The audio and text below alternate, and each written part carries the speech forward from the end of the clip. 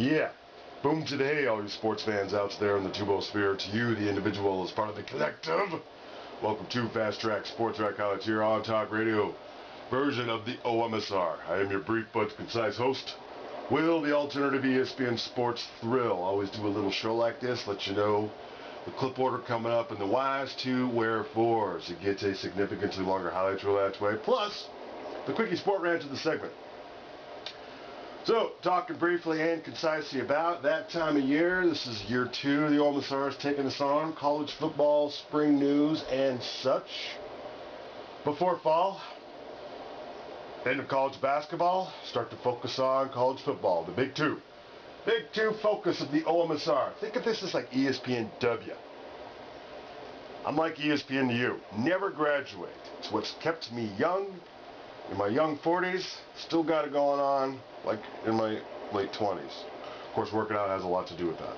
All right, this is the baseline show for what's coming up. 4 parts. Part 1, talked about some spring game disappointments in terms of how much should you play your starting dudes. I got 200 seagulls around here, and this twerpy bird up in the tree is the only thing you can hear. You gotta be kidding me.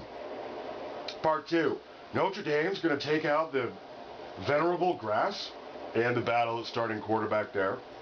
Part 3 is, see, I'm already forgetting a little bit. That's why I do these voiceovers right after what I've taken. Part 3, yo, wake it up. Yes, Jimbo Fisher versus Nick Saban in terms of how long should you keep in your memory what just happened. And there's some statistics to kind of show maybe Nick Saban's, he's always just so damn serious looking, and thus kind of insight to his approach doesn't always work out. In fact, rarely works out in terms of consecutive years. And then part 4, Bo Pelini and the Cornhusker Cat. Now, if you want to go back and see those other parts, you'll know when to fast forward to. Now, the thing about doing spring football news is it's not the OMSR's intent that any of these will be like that popular or go viral. That's just not the goal of the OMSR. It's to bring you some of these interesting tidbits. And from last year, some of them got fairly popular. Whatever happens is whatever happens. But in case you miss some of this stuff going on, you can always come to the OMSR. Between now and the end of August, we're going to spend a lot of time on this. All the video highlights courtesy to ESPN and College Football Live. Everything else to the OMSR. No silly DUIs while you're out there. Now it's time for our 3 and out. Wisconsin dance-off. Shirtless Badger fan taking on linebacker Sherrod Cadogan. And it's going to be hard to beat this, Matt. Because that is ugly. He's no Cliff Kingsbury. What happened to the old Bill Cosby dancing moves? I don't know. How about Trey Griffey, son of Ken Griffey Jr., playing for the Wildcats? What an awesome catch. One hand all the way through. We saw the kid a year ago.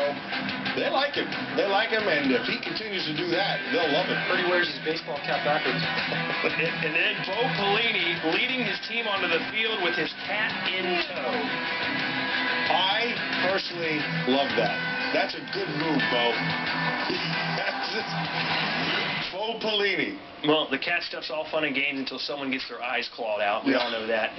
It seems to me that Bo Pelini's trying to make a public persona change. He wants people to think happy thoughts about him, and why not bring a cat out to your spring game? I mean, if you're a cat guy, I mean, do you have a cat? I don't have a cat. But this is calculated. There's no question. People say that Bo is combative, abrasive, even belligerent on the sideline at times. All he does is win games, and still he's not embraced. So he's trying to, I think, get people to see a different side of him. It's more than just about winning games. Doing it with style and class. I thought that was a good move from him. Not blowing up at your players. I know Bo different, and I know how Bo is in a football season. He's a grinder. He's a grinder, and he expects perfection, and he demands it, and he's intense, and all that stuff shows up. So I thought, when I saw that cat thing, I thought, good for you, Bo. That's good. People need to know that you have a sense of humor, that you can laugh at yourself, all those things. I thought that was... He's been listening to people who say, look, You win 9-10 games every year, and people are calling for you to get pushed out the door. What do you think's the reason? Well, maybe I got a little bit of a bunker mentality. So, for example, he's letting people into practices. He let him in for the spring game, and he brought a cat. One of the best public transformations ever was George Foreman. Remember, everyone hated George Foreman. He was the devil. Then all of a sudden he learned how to smile. The George Foreman grill. He started laughing, and now everybody loves George. Is it possible for everybody in Nebraska to love Bo? Yeah, as long as he wins. And that's just the reality of every sport, regardless whether it's football, baseball, basketball, hockey, you name it. It doesn't make a bit of difference. You can be as intense as you want.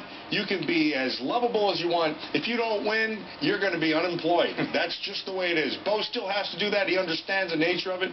I just thought that was a good for him to see it, for him to show people a different side. In general, in life, you can get away with more when people like you. Yeah, in general. Yeah. And so it's okay for Bo to be a little more likable. Let's hope there's no hidden camera footage of him kicking that cat or anything. God forbid that. I can assure you that did not happen.